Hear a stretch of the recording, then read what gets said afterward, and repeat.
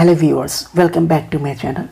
स्वागत करता हूं मैं आपका मेरे इस अपने चैनल में जिसका नाम है let's speak in English. So today's topic is use of ease. आज का जो हम लोग का टॉपिक है वो है यूज ऑफ ईज़, मतलब ईज़ का प्रयोग, किस तरीके से ईज़ जो है हम लोग इंग्लिश में यूज़ करते हैं, इसके बारे में डिस्कस करेंगे। इससे पहले वाले वीडियो में भी ये बताया जा चुका है कि हेल्पिंग वर्ब जो है वो कितने तरीके का होता है और कौन कौन सा होता है और उसका हिंदी मीनिंग क्या होता है, एक एक एग्जाम्पल के साथ बताया जा चुका था। तो जो लोग इससे पहले वाले वीडियो को नहीं देखे हैं तो आप इससे पहले वाले वीडियो को ज़रूर से ज़रूर देख लें। लिंक आपको डिस्क्रिप्शन में दे दिया जाएगा, आप देख सकते हैं। और साथ ही साथ इस वीडियो को आप पूरा देखेंगे क्योंकि लास्ट में मैं रेगुलर यूज होने वाले डेली सेंटेंसेस जो इंग्लिश में यूज़ होता है ईज़ के से रिलेटेड, वो सारे सेंटेंस मैं आपको बताऊंगा जिसको आप रेगुलर इंग्लिश के बोलचाल में आप उसको यूज़ कर सकते हैं और आपका स्पीकिंग स्किल जो है वो इम्प्रूव हो सकता है। सो आइए हम लोग स्टार्ट करते हैं आज का टॉपिक से। सो आज का जो वर्ड ऑफ द डे है वो है एट एनी कॉस्ट। इसका मतलब होता है हर हाल में। इसका एक इंग्लिश ले लेते हैं, सेंटेंस ऑफ द डे। जैसे सपोज अगर आपको बोलना है कि मैं हर हाल में इंग्लिश में बात करूंगा तो आप इसको कैसे बोलेंगे?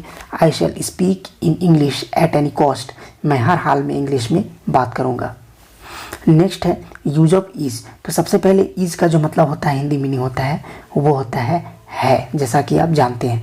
इसका यूज हम लोग करते हैं थर्ड पर्सन सिंगुलर नंबर के साथ। इसको हम लोग यूज करते हैं।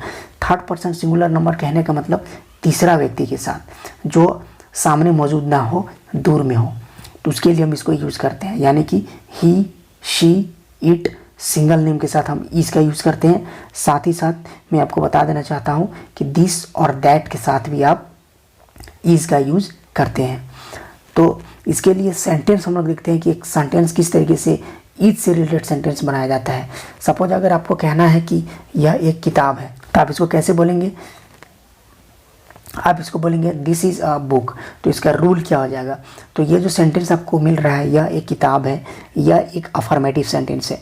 अफर्मेटिव सेंटेंस कहते हैं उस सेंटेंस को जो डायरेक्ट सेंटेंस हो, जिसमें ना ही कोई सवाल पूछा जाता हो और ना ही उसमें नकारात्मक सेंस या नेगेटिव सेंस जो है उसमें निकलता हो। तो उसको हम लोग कहते हैं अफर्मेटिव सेंटेंस। मतलब एक डायरेक्ट सेंटेंस होना चाहिए, पॉजिटिव सेंटेंस होना चाहिए, सिंपल सेंटेंस होना चाहिए। सो अफर्मेटिव के लिए जो ईज का जो रूल बनता है वो होता है सब्जेक्ट, ईज और ऑब्जेक्ट। ये इसके लिए रूल बनता है, subject plus is plus object, ये इसका रूल हो जाएगा। सपोज इनकेस अगर आपको नेगेटिव सेंटेंस बनाना है तो आप उसके लिए क्या करेंगे? Subject plus is plus not plus object. Means क्या हुआ? आपको जो हेल्पिंग वर्ब ईज है इसके बाद आपको नॉट यूज कर देना है तो वो आपका नेगेटिव सेंटेंस बन जाएगा। उसी तरह अगर आपको इंटेरोगेटिव सेंटेंस बनाना है तो आपको ईज को पहले लिखना होगा और सब्जेक्ट को ईज की जगह में लिखना होगा। तो यानी कि इसका जो रूल बनेगा वो बनेगा is plus subject plus object और इंटरोगेटिव मार्क। नेक्स्ट अगर हम बात करते हैं नेगेटिव इंटेरोगेटिव सेंटेंस के लिए तो आपको करना क्या होगा? नेगेटिव इंटेरोगेटिव में सिंपली जो आपने इंटरोगेटिव सेंटेंस बनाया तो जो आपने इंटेरोगेटिव बनाया उसके बाद आपको नॉट यूज़ करना है, यानी हेल्पिंग वर्ब के बाद आप नॉट यूज़ करेंगे।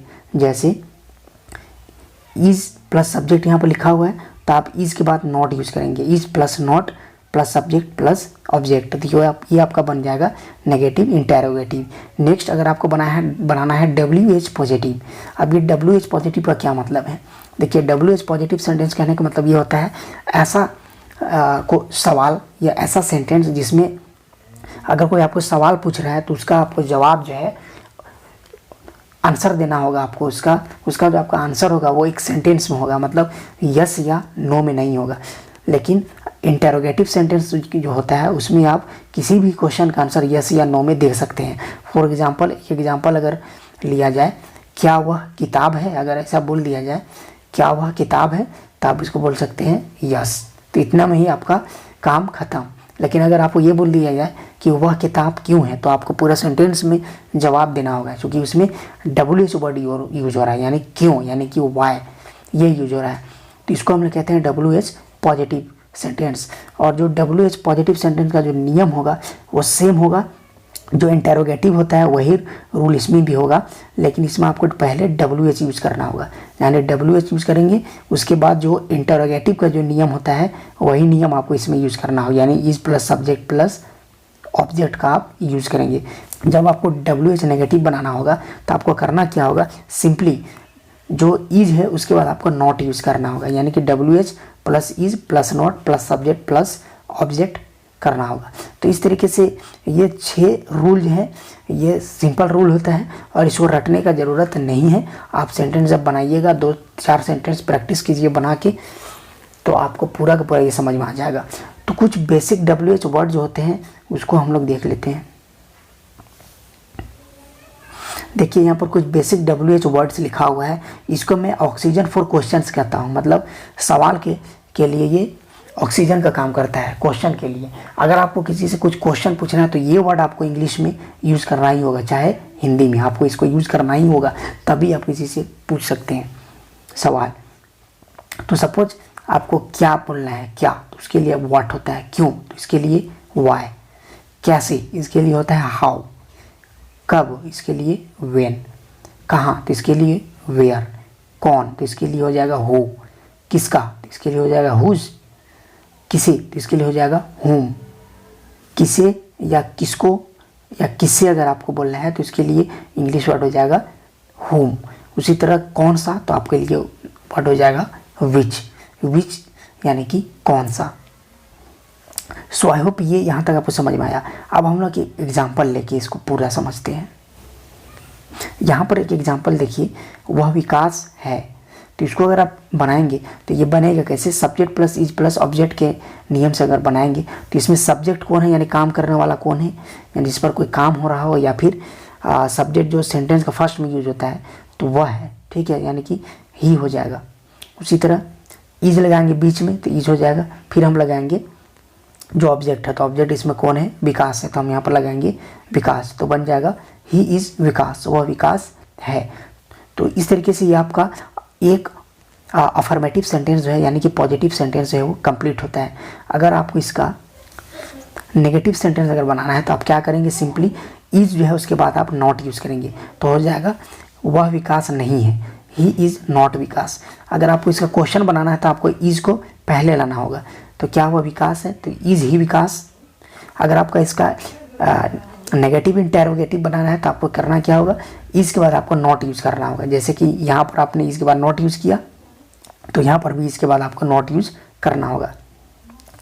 तो सेंटेंस अगर है क्या वह विकास नहीं है, तो इज़ नॉट ही विकास। उसके बाद वह विकास क्यों है, तो अगर इसको बनाना तो आप फर्स्ट में यूज़ करेंगे WH वर्ड, उसके बाद जो इंटेरोगेटिव का जो रूल है वही रूल आपका यूज होगा। यानी आपको कोई सवाल जब भी बनाना होगा तो आपको पहले WH लिखिए, उसके बाद जो हेल्पिंग वर्ब होता है उसको लिख दीजिए, फिर जो ऑब्जेक्ट होगा फिर जो सब्जेक्ट होगा उसको लिख दीजिए, उसके बाद फिर आपको ऑब्जेक्ट लिख देना है। तो सिंपली अगर आपको बनाना है वह विकास क्यों है, तो आप कहेंगे वाई इज ही विकास। उसी तरह अगर आपको बोलना है वह विकास क्यों नहीं है, तो आप क्या करेंगे, हेल्पिंग वर्ब जो है उसके बाद आप नॉट की यूज करेंगे, वाई इज नॉट ही विकास। तो इस तरीके से ये पूरा सेंटेंस कंप्लीट होता है, 6 सेंटेंस। उसी तरह अगर आपको कोई और सेंटेंस बनाना है, जैसे वह स्टूडेंट है तो ही इज़ स्टूडेंट, नो अगर इसका नेगेटिव बनाएंगे तो बनेगा ही इज़ नॉट स्टूडेंट। अगर आपका इसका क्वेश्चन बनाना है कि क्या वह स्टूडेंट है, तो आप क्या कहेंगे, इज़ ही स्टूडेंट। अगर आपको बनाना है क्या वह स्टूडेंट नहीं है, तो आप कहेंगे इज़ नॉट ही स्टूडेंट। फिर अगर आपको बनाना है कि वह स्टूडेंट क्यों है, तो आप कहेंगे वाई इज़ ही स्टूडेंट। फिर अगर आपको बोलना है कि वह स्टूडेंट क्यों नहीं है, तो आप कहेंगे why is not he student. इस तरीके से आप ज़्यादा से ज़्यादा सेंटेंस बना के बोल के प्रैक्टिस करेंगे, तो आपका पूरा प्रैक्टिस जो है वो कंप्लीट होगा और आपका जो स्पीकिंग स्किल है इंग्लिश का उसमें फ्लुएंसी आएगा। सो यहाँ पर जो वर्ड बताया गया WH वर्ड, उसको आप पूरा याद कर लेंगे। आप इसका स्क्रीनशॉट भी ले लेंगे, ये जो WH वर्ड है इसका आप स्क्रीनशॉट ले लेंगे और इसको पूरी तरीके से इसको याद करेंगे। सो जैसा कि वीडियो की स्टार्टिंग में आपको बताया गया था कि रेगुलर स्पीकिंग वाले सेंटेंस जो है वो बताया जाएगा, तो ये हम लोग रेगुलर स्पीकिंग जो सेंटेंस है उसको हम लोग डिस्कस करने जा रहे हैं। तो सिंपली अगर आपको ये बोलना है कि यह पेन है, तो आप इसको कहेंगे दिस इज़ पेन। अगर आपको बोलना है वह बिल्ली है, तो आप कहेंगे दैट इज़ कैट। अगर आपको बोलना है यह मेरी गलती नहीं है, तो आप कहेंगे it is not my fault. अगर आपको बोलना है यह उसकी गलती है, तो आप कहेंगे इट इज़ हिज फॉल्ट। अगर आपको बोलना है तुम्हारा नाम क्या है, तो आप कहेंगे व्हाट इज़ योर नेम। अगर आपको बोलना है मेरा नाम अहमद है, तो आप कहेंगे माय नेम इज़ अहमद। अगर आपको बोलना है तुम्हारा स्कूल का नाम क्या है तो आप इसको कहेंगे what is your school name. उसी तरह अगर आपको बोलना है कि मेरा स्कूल का नाम ग्लोबल पब्लिक स्कूल है तो आप कहेंगे my school name is global public school. Next आपको बोलना है कि वह कैसा है तो आप कहेंगे हाउ इज़ ही। अगर आपको बोलना है वह ठीक है तो आप कहेंगे ही इज़ फाइन। अगर आपको बोलना है वह कौन है तो आप कहेंगे हु इज़ ही। अगर आपको बोलना है वह सुनील है तो आप कहेंगे ही इज़ सुनील। अगर आपको बोलना है वह कहाँ है तो आप कहेंगे वेयर इज़ ही। अगर आपको बोलना है वह घर पर है तो आप बोलेंगे ही इज़ एट होम। अगर आपको बोलना है यह क्या है तो आप कहेंगे व्हाट इज़ दिस। उसी तरह अगर आपको बोलना है यह आलू की सब्ज़ी है तो आप कहेंगे this is vegetable of potato. अगर आपको बोलना है वह शांत क्यों है तो आप कहेंगे why is he silent. Next वह उदास क्यों है तो इसको बोलेंगे why is he disappointed. Next घर पर कौन है तो आप कहेंगे who is at home. Next बोलेंगे घर पर कोई नहीं है तो आप कहेंगे nobody is at home. Next चाकू कहाँ है तो आप कहेंगे वेयर इज़ नाइफ। चाकू वहाँ है तो आप कहेंगे the knife is over there. आपको बोलना है तुम्हारे पिताजी कहाँ है तो आप कहेंगे वेयर इज़ योर फादर। उसी तरह अगर आपको बोलना है मेरे पिताजी काम पर है तो आप कहेंगे my father is at work. फिर बोलना है क्या वह सुरक्षित है तो आप कहेंगे इज़ ही सेफ। फिर अगर आपको बोलना है हाँ वह सुरक्षित है तो आप कहेंगे यस ही इज़ सेफ। अगर आपको बोलना है क्या वह सुनील नहीं है तो आप कहेंगे इज़ नॉट ही सुनील।